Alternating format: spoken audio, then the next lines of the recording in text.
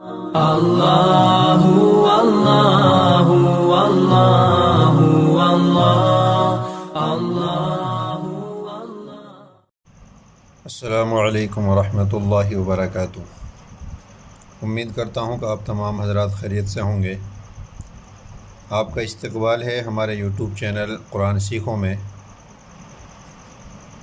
پچھلی ویڈیو میں ہم نے لیسن نمبر 4 کی جو ہے پارٹ نمبر 1 پڑھا تھا، حروف مدہ، یعنی زبر کی آواز کو کہاں کھینچا جاتا ہے۔ آج ہمیں زیر کی آواز کو پڑھنا ہے، زیر کی آواز کو کہاں کھینچنا چاہیے۔ زیر کی آواز جو ہوتی ہے اس کو اگر خالی زیر آتا ہے تو ہاں اس کو جلدی پڑھتے ہیں، اور جو ہے اگر زیر کے بعد میں یا ساکن آتا ہے، یعنی جس یا پر جزم ہو، تو وہاں ہمیں زیر کی آواز کو پڑھنا ہے۔ آئیے ہم اپنے سبق کو اسٹارٹ کرتے ہیں۔ اعوذ باللہ من الشیطان الرجیم، بسم اللہ الرحمن الرحیم۔ سبق نمبر 4، حروف مدہ۔ حروف مدہ 3 ہیں: الف مدہ، یا مدہ، واو مدہ۔ الف مدہ کی پہچان الف سے پہلے زبر آئے، یا مدہ کی پہچان یا ساکن سے پہلے زیر آئے، واو مدہ کی پہچان واو ساکن سے پہلے پیش آئے۔ ان تینوں حرفوں کو تھوڑا کھینچ کر پڑھیں گے۔ جزم، اس کا نام ہے جزم، اور جس حرف کے اوپر بھی یہ آتا ہے اس کو ساکن کہتے ہیں۔ اب یا کے اوپر جزم ہے تو اس کو یا ساکن بولیں گے، اور ساکن جو حرف ہوتا ہے وہ خود نہیں پڑھا جاتا، اس کو ضرورت ہوتی ہے اپنے سے پہلے حرکت والے حرف کی۔ وہ بغیر حرکت کے ساکن حرف نہیں پڑھا جائے گا، اور ساکن جو ہے لغت میں کہتے ہیں رکی ہوئی چیز کو، کہ وہ بغیر کسی چیز کے سہارے کے آگے نہیں چلتی۔ تو اس لیے جو جزم والا حرف ہے اس کو اپنے سے پہلے حرکت والے حرف کی ضرورت پڑے گی۔ اگر یا ساکن یعنی یا پہ جزم ہو، اس سے پہلے والے حرف کے نیچے زیر آتا ہے، تو ہم جب اس یا کو زیر کے ساتھ پڑھیں گے تو زیر کی آواز کو ہمیں کھینچ کے پڑھنا ہے۔ کیسے پڑھنا ہے؟ جیسے ای، بی، تی، سی، جی، حی، خی،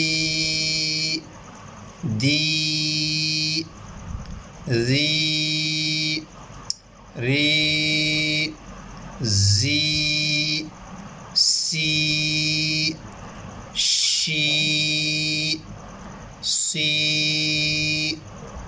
دی، تی،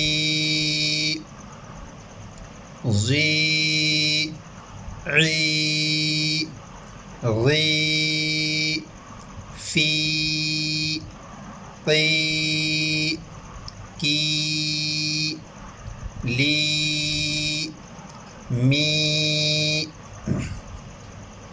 نی، وی، ہی، ای، ی۔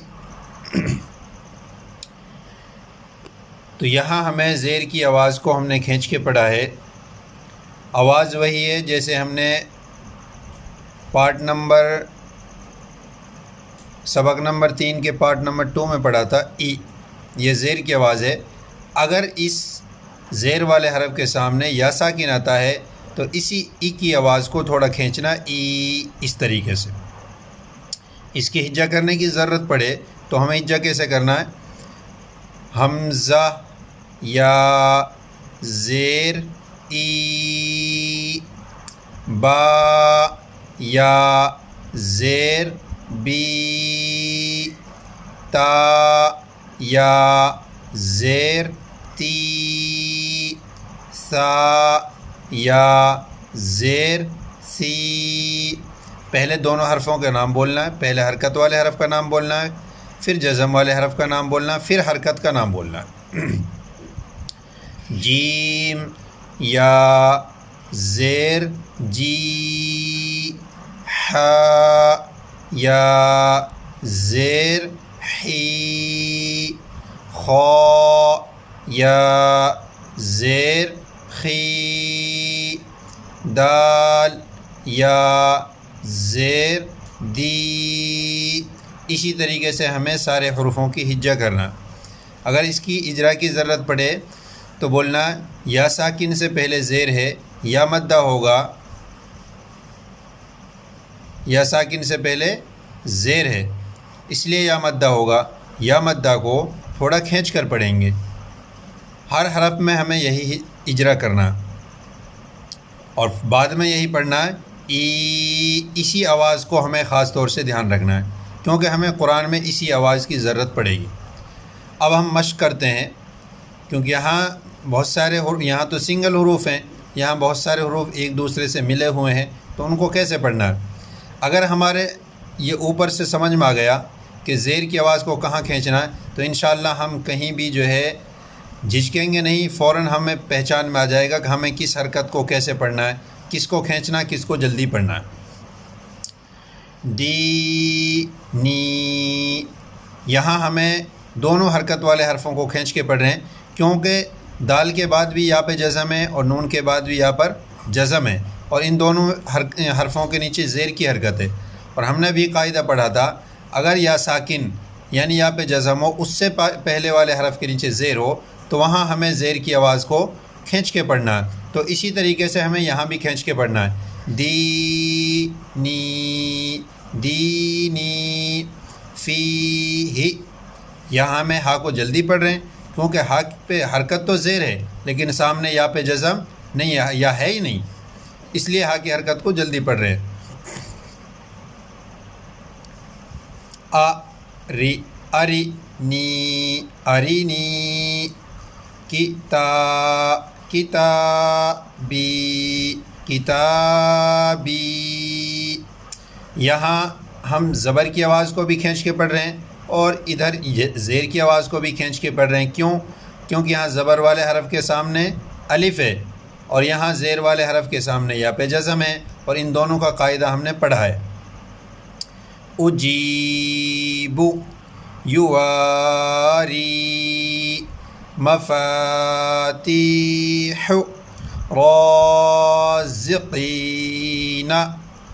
عبادی، عذابی، تماثیل، مقادیر، اخیہ، بنیہ۔ امید ہے کہ آپ کے یہ سبق سمجھ میں آیا ہوگا۔ تو حضرات ہمیں جو ہے جو غور کرنا ہے وہ حرکت کی آواز پر کرنا ہے۔ اگر ہمیں جو ہے زیر کی آواز سمجھ میں آ گئی تو انشاءاللہ یہ بھی سمجھ میں آ جائے گا کہ اس کو جلدی کہاں پڑھنا ہے اور جو ہے اس کو کھینچ کر کہاں پڑھنا ہے، تو اسی پہ ہمیں جو ہے دھیان رکھنا ہے، اور انشاءاللہ یہ سمجھ میں آ جائے گا تو ہمیں قرآن پڑھنا آسان ہو جائے گا۔